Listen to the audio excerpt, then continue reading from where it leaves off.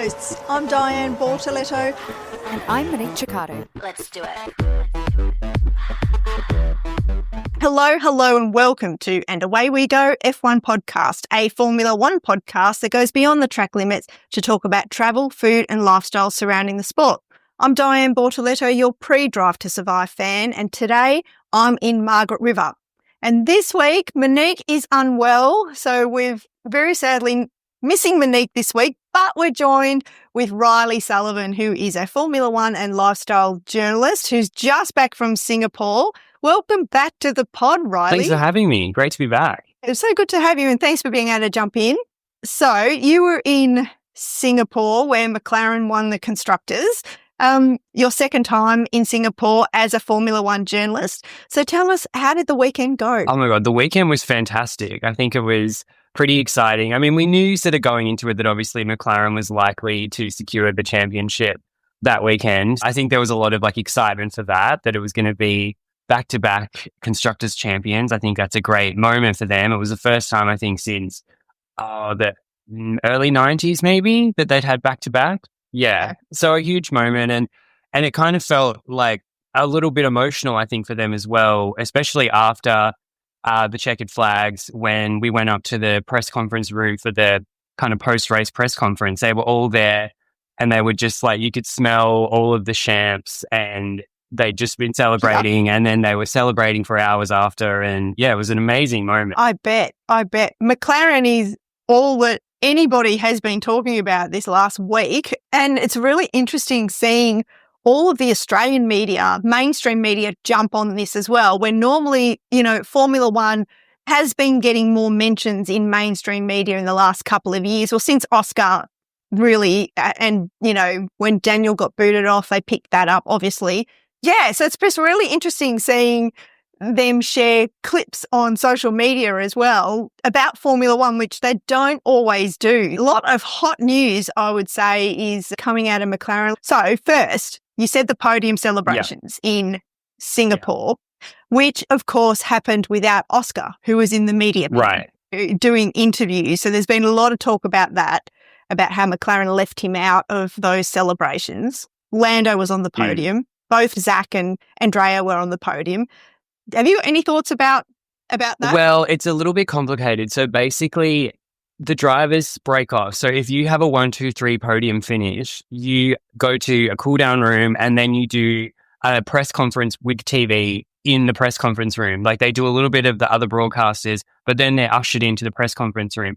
That's obviously at one end. That's up in the pit building. The other end is the media pen down in the paddock. That's where all the other drivers go. So if you don't finish on the podium, you go straight down there and they can do press. And that can take a while because there's all the different broadcasters. They're probably there for, easily they could be standing there for half an hour, 40 minutes, just doing all of the post-race stuff in the pen, which is not up in the kind of pit building. It's down in the paddock. So what's the distance between those two places? It's a few minutes to get down there. It's not adjacent, especially after a race. There's a huge crowd. It's certainly opposite end, I guess, layout of at least Singapore.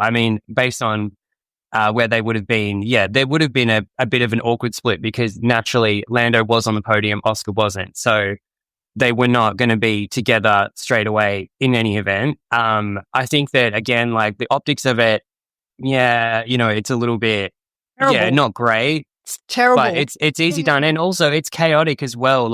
There's so much, even you watching the McLaren people, the press people there trying to wrangle everyone, it's chaotic. I don't think it was sort of an intentional snub, but I do think that there probably wasn't a lot of thought maybe ahead of time. Okay, what do we do in the event that, one's on the podium, one's not?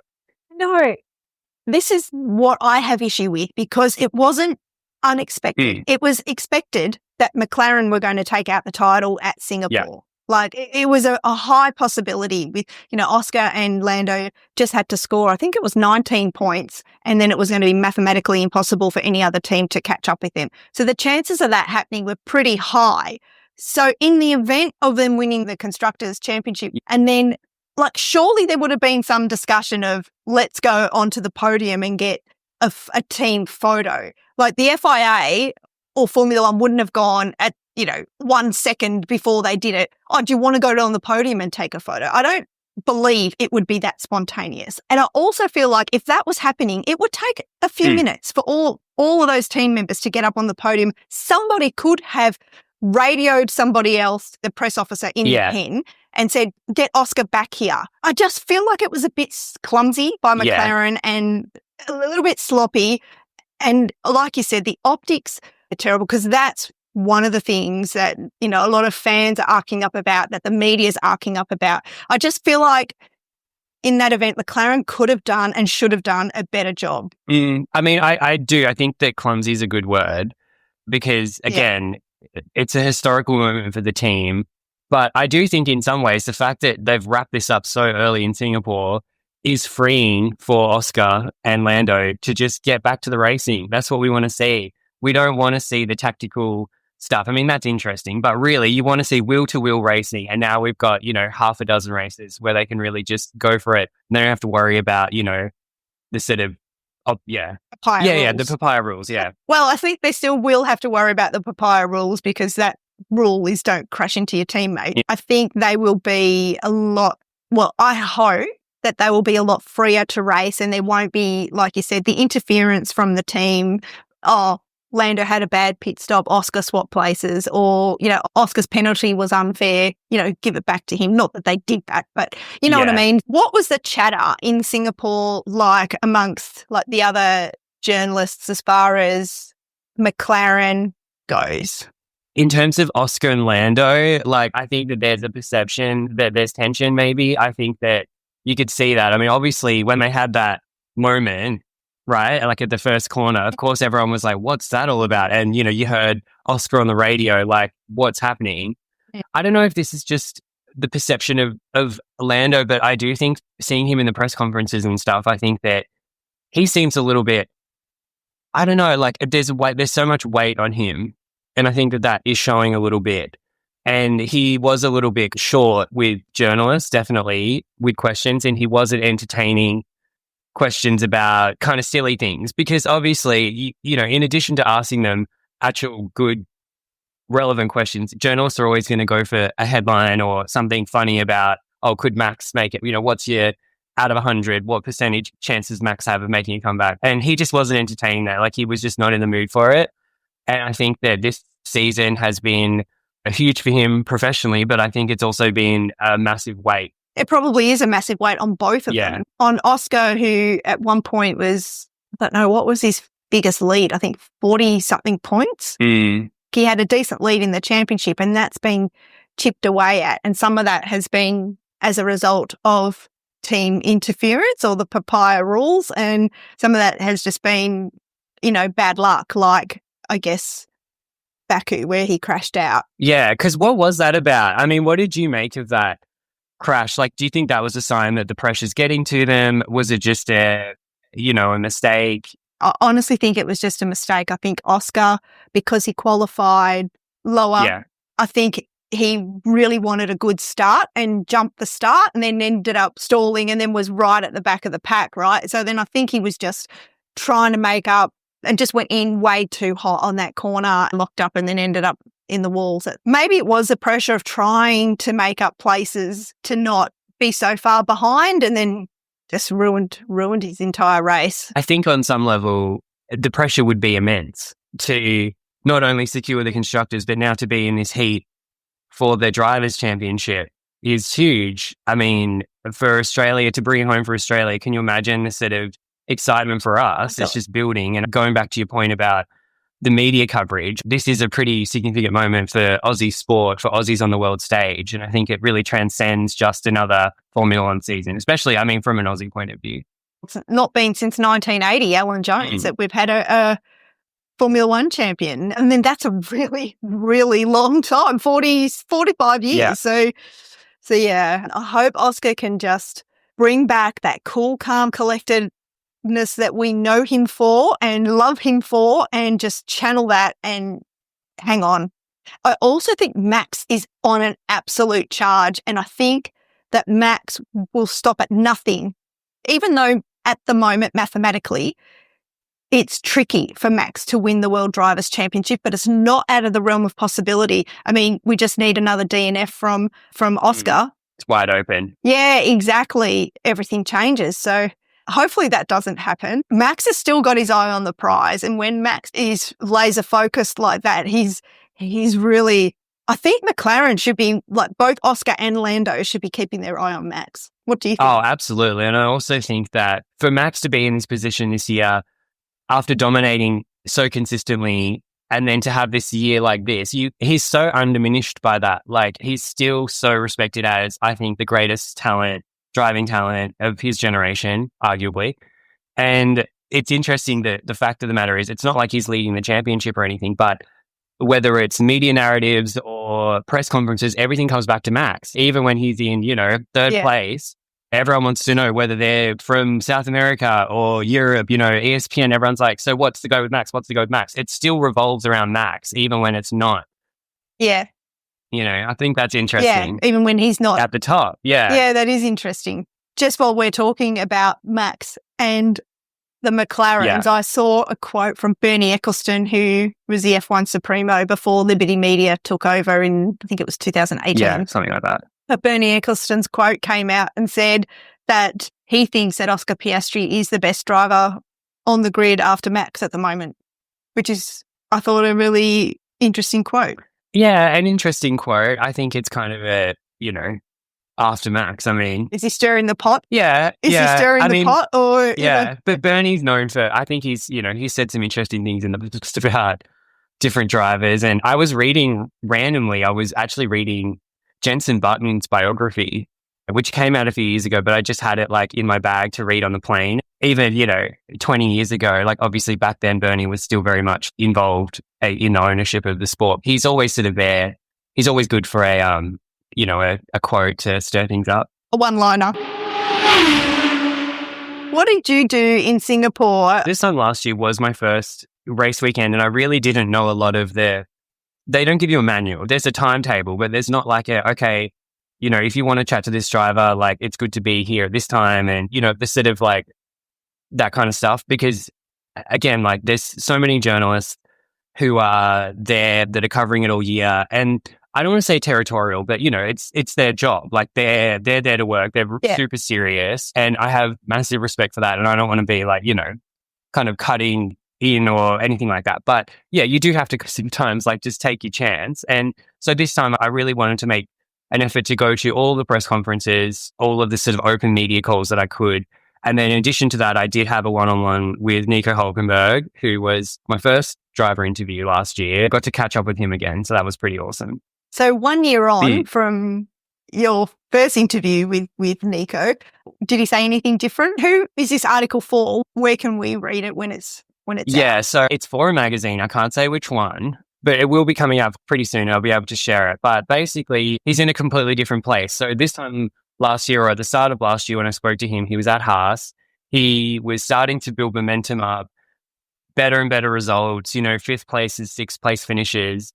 And then you could see that, okay, something's happening here. And then this year, you've really seen that, I guess, kind of turn into podiums. And you've seen it turn into kind of a podium. Yes, that one podium. So I think he's in a different place now, in that sense. Last time I spoke to him, I wanted to know about the time that he was out of the sport between leaving Formula One the first time and then having that break and being a reserve and coming back at HAAS. I was curious about that.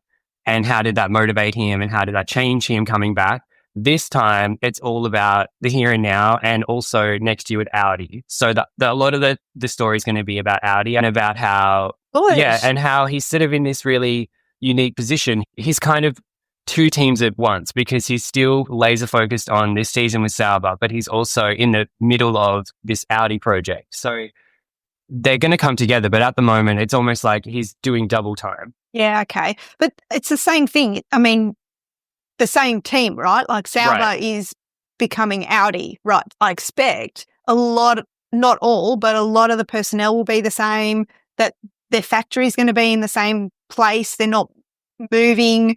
Do you know what the major differences are going to be between what's now and what Audi will be? I do believe Audi as a German car maker, one of the most iconic and famous, they've never really been involved in Formula One, shockingly, which is kind of funny to think.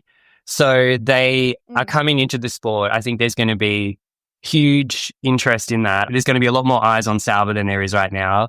I also think the culture of the team is going to shift from one of the smaller teams, sort of an independent team, Peter Sauber and the history of it, that is going to be gone. It's almost like when, someone like Mercedes came in or, Red Bull, it changes it. And another thing as well, and you can really credit, I think, Nico for this, is that they're sitting at, 8th place in the constructors. So they're going to be likely when the season finishes 8th place, that means that they'll be moving up the paddock. They're going to be closer to the midfield teams. At the moment, they're right at the end because I guess your place in the paddock is based on your results the previous year. So exactly, I think that at the moment, if they're able to start as Audi in 2026 in, the middle of the paddock, I think psychologically that's a huge shift. And I think it will feel like a new team, even though they're absorbing Sauber and they're absorbing the resources. And I think a lot of the personnel, as far as I know, they're all kind of staying on. Like a lot of them were saying, we'll be Audi soon. So I think they're absorbing it, but I think it's going to be a completely different feeling. Yeah, I can understand that. And with Audi, you'd expect there to be like all of those additional resources that come with such a huge car manufacturer, and also Nico Hulkenberg being German and Audi being German. There'll be, I guess, probably added pressure on him to do sponsor activations and local media or media in general. Even interesting. Or even a German Grand Prix. We haven't had a German Grand Prix. Oh, I know. Come on. That's right. Because think about, the Dutch Grand Prix. Well, that was dead for decades. Obviously, that came back in 2021. I think Max was a huge part of bringing that back. So I think that, German driver, another German team, the potential of this to really like do something big, I think, for the sport is pretty. I think that's what attracted Nico to it, because he signed on like last year because it was Audi. That's why he made the shift, Yeah, it makes sense. Rumours, I've heard Christian Horner being linked to Ferrari. It doesn't seem like a natural cultural fit, Horner and Ferrari. And I've also seen that Horner was in talks with HAAS, but I think that's been rebutted and saying that's, yes, there was an approach from somebody who's representing Horner just to gauge interest, but that's not happening. Have you heard anything about that? Well, that was definitely a topic of discussion in Singapore. In the principals press conference, everyone was asking them, has Christian Horner called you? They asked Andy, they asked at Aston Martin, they asked James at Williams. There's they were basically like asking every single principal, because the understanding is at the moment that he is building a lot of different teams. It's not just one. As far as Ferrari, I would find that surprising if that was, I just, again, I think culture fit, and I think he wants more like an ownership stake. I don't think that he just wants to be coming back into the sport as a kind of Flavio Briatore type figure. Like, I think he wants a pretty like specific thing, which is a stake in a team, a financial stake. And again, he wants to be Toto Wolff. Yeah, he wants that, because again, I think that probably this whole experience with Red Bull, I think he wants to kind of come back leading the pack, and I don't think he wants to be in that position again of being able to be ousted by a board or whatever. Like, I think that he wants that security. So again, there's only really a few teams. I don't think it's going to be Alpine unless, Flavio Briatore, unless something big happens. I don't think it'll be Alpine. But I thought maybe HAAS was a likely option because it seemed like they could do with the money, but I don't know. It seems like, I don't know where he's going to end up. But Ferrari, I would be very surprised. That reminds me actually of another sort of narrative that seems to be floating around, which was the George Russell contract talks, and allegedly how part of the sort of delay on that is that he wants to do less sponsorships, less media stuff. Yes, I've heard that as well. So I did ask in the press conference, I asked Charles Leclerc and Alex Albon I didn't ask them directly about George, but I said, look, there's this narrative now that there's more and more sponsor obligations. Like, is there too much, basically? And they both they were diplomatic, of course, but they basically said, yes, there is too much, that the drivers are really fighting for free time. Again, it's an interesting moment. I think that, I think Charles Leclerc is a massive asset to Ferrari. I don't think he's going anywhere. But again, I think that, I don't know, are they holding up their end of the deal for Charles Leclerc? It's hard to know, isn't it? We get sniffs of that Ferrari performance, don't we? That it's there, and then it just feels like there's always one thing after another with that team as to why they're not generating results. So it's so hard being a Ferrari fan. It's tough. It is interesting as well, I think, with Leclerc, because it's a family affair. His brother is one of the test drivers. His brother does a lot of endurance racing for Ferrari. So they're in, they're all in with Ferrari. But it just seems like at the moment that, I don't know, there's something, it's just not clicking from the car performance point of view, and also optimizing it for Leclerc. And Lewis, like both of them. Generating results is just not, you're right, it's just not clicking. On some tracks, I think it is the car. Like the car just doesn't have the pace of the other cars. It is a bit slower, and other times I just think they make the wrong decisions as far as tyre strategies, pit stop strategies, that kind of thing. You hear the drivers complaining about it on the radio. Oh, the other thing I wanted to talk about was, and you might have missed it because you were obviously there live, was the broadcast feed.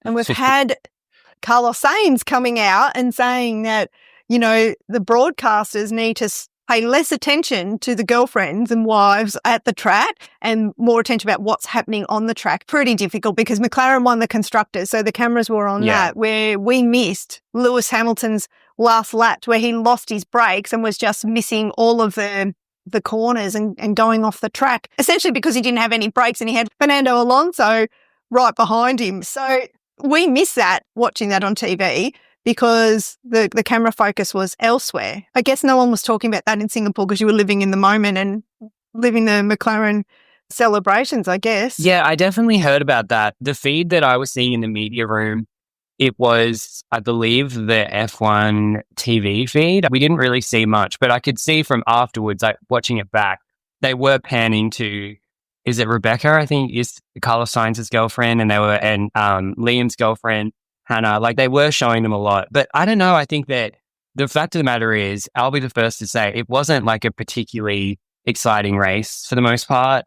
Or I think sometimes that the camera people and the broadcast people are probably thinking, okay, how can we sort of spice this up? Because parts of it were boring, I'm going to be honest. Well, I mean, I didn't find the race boring, probably because I was so angry after the lap one incident the Oscar thing. with Oscar, that I was just like, my body was just running with emotion the whole time. So I didn't find the race sort of sleepy and boring per se, but I can understand why other people definitely would have.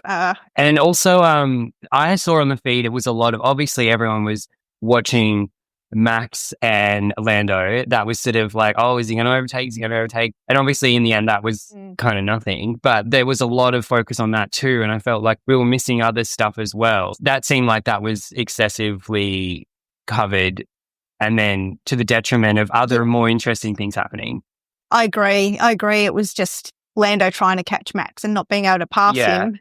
And then exactly right, where there were other battles down the field. And, George Russell was so far ahead that, he hardly got any airtime at all because he wasn't being contested by anybody. Another rumour that I've heard, Reilly, is what's going on with Team RB and Red Bull as far as their driver lineup. That's an interesting one. So, I have heard, so McLaren cut ties with Alex Dunn, who was one of their development drivers. Yep. They announced that, and it seemed all very quite abrupt and out of the blue, which suggests that perhaps Alex has got a deal somewhere else, which is why that they've cut ties with him. Could that be with Team RB, with Racing Bulls? And does that mean that Yuki's out of a seat in Red Bull next year if Isaac Hadjar is going to be promoted from Racing Bulls to Red Bull? I think it would be a mistake to promote Isaac to Red Bull, because I think that he's doing, and Liam as well, like they're doing great where they are. And I think that clearly there's issues with the second Red Bull seat, and it's a poison chalice.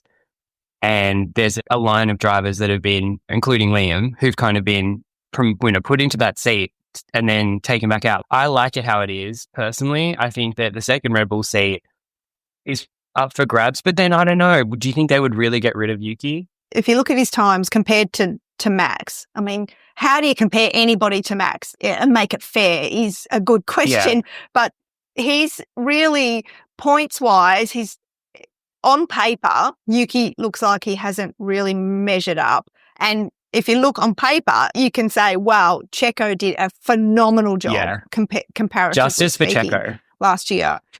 Yeah, exactly. Justice for Checo. Oh, there's so many hashtags justice for Oscar at the moment floating around as well, which I think is quite hilarious in terms of McLaren, the perception that McLaren is favouring Lando. Yeah.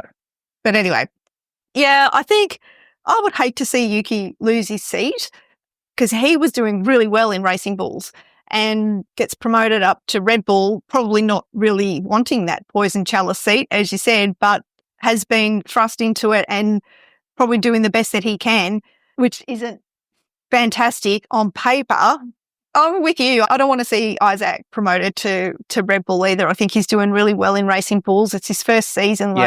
Give the kid a chance just to settle into Formula One and really get that solid foundation before throwing him in the deep end that's full of sharks. Another one I heard, I don't know if this has much weight to it, was that Alex Albon could take the Red Bull seat there because obviously Red Bull has the corporate ownership of Red Bull is in Thailand and that the owners there want to bring him back. Because remember, he had that seat back in the day, briefly.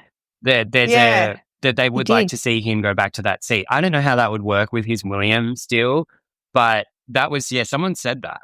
I don't think he would want it. I feel like I've heard Alex talk about his Red Bull days in the past as being kind of traumatic, and you can understand why. No, I wouldn't like to see that. I really like the Alex and Carlos Sainz pairing at Williams. I think Carlos is doing brilliantly at Williams. Obviously, he got the podium, which was so emotional for the whole team. Yeah. And I also think that Carlos is pushing Alex to become a better driver, but not in a negative way, in a collaborative, healthy, competitive way. I really like that pairing at Williams. I wouldn't like to see that changed. But do you think for Alex's point of view, he's becoming the second Williams driver now, and he's sort of been, in terms of optics, like now that Carlos is the one that came back with the podium? Well, I think up until that moment, there probably wasn't that optic. Yeah, you know, that Alex was the second driver. I think, again, on paper, Alex has outperformed Carlos in the Williams this season up until that point. And then Carlos got that magnificent podium and perhaps the perceptions are shifting a little bit. You know, also too, Williams brought Carlos into the team because of Carlos's ability to provide technical feedback to the engineers to help improve the car, because he's won a bunch of races and he brings with him a lot of knowledge to help. I feel like they brought Carlos in for that specific reason. I feel like Williams, without Papaya Rules, which, it's almost becoming a swear word in my mind now. It's just Papaya Rule. But I feel like Williams will probably position them as equals until it comes down to a situation like we've got with McLaren. And then I think James Vowles will make a call on which driver to back to win a drivers' championship. That's kind of how I see it playing out. All conjecture, of course. Yeah. What do you think about Jack Doohan? Oh, I would love to see Jack Doohan back. Of course, would love to see him back in Formula One, but at the moment, I just can't see it happening. I feel like no one's talking about Jack Doohan in the media and it's all gone really quiet. Maybe I'm wrong. I feel like in 20 years, we're going to, see Jack Doohan interviewed talking about some other code of motorsport, and then it'll be like, oh yeah, and you did 5 races in Formula One. How was that? I feel like that's where it's going. I hate to say it. What do you think? Again, it's that Aussie thing. I kind of am incredulous. Like, I'm so invested in Jack, aren't we all, as Aussies, and the racing dynasty is such an irresistible thing with his dad, and they are really a duo in the paddock. I've been really invested in it, and I think that in Singapore, I was like, okay, what's the go here? Because Alpine, I think they've shut the door. They've made it clear that I think the second seat for Alpine next year is going to be a shootout between Colapinto and the forget his name, the Estonian reserve. I can't remember. Paul Aaron. Yeah. Look, a reserve in a different team with a promise, I think, is a better option than Alpine at the moment for Jack. Hi, everyone. We've had a technical glitch with the recording and I've lost Reilly. So he did say, thank you very much for having me on the podcast. His predictions to win the World Drivers' Championship is Max Verstappen. Wowzers. So I'm terribly sorry. This has only happened once before and we were able to salvage an episode without having to jump on and blame tech. But here I am. Thank you very much, everybody, for your understanding and listening. And the world of podcasting, hey, it's not always sunshine and rainbows. Appreciate your support. Just to finish up my predictions of the championship, I'm going to say Oscar to win the World Drivers' Championship. I'm going to say Max is going to leapfrog Lando and Lando in third. I think Lando might push that bit too hard to try it. He might take extra risks just to try and bump up his points and will either make a mistake or be forced to make a mistake by someone like Max. As soon as there's a whiff of opportunity, Max is just going to sweep in there. But I also think that Oscar will hang on. If Oscar doesn't win the World Drivers' Championship, my reason for that will be that the team has probably interfered in somehow. Let's hope that doesn't happen again, right? We're done. We're done with Papaya Rules. We're done with McLaren manipulating races. Just leave them be. Get your elbows out, Oscar. You've got this. Got this. Well, thanks very much for coming back on the podcast and talking about Singapore with us, and just so good to have those insights from somebody there on the ground, hearing all those rumours almost firsthand and also explaining how it all works in the back end. Well, I better do Monique's bit now, hadn't I? Yeah, and let's hope that she's feeling better and he is back next week. Hang on, what does she say? Well, thanks everybody for listening. If you've liked what you've seen, hello, if you're watching on YouTube or you're seeing what you heard, please drop us a like and a follow. We're on all the social media accounts, TikTok, YouTube, Facebook, Instagram, and LinkedIn. Thank you, everybody. Thank you, Reilly Sullivan, and thank you for having us in your ears. Until next week, and until lights out.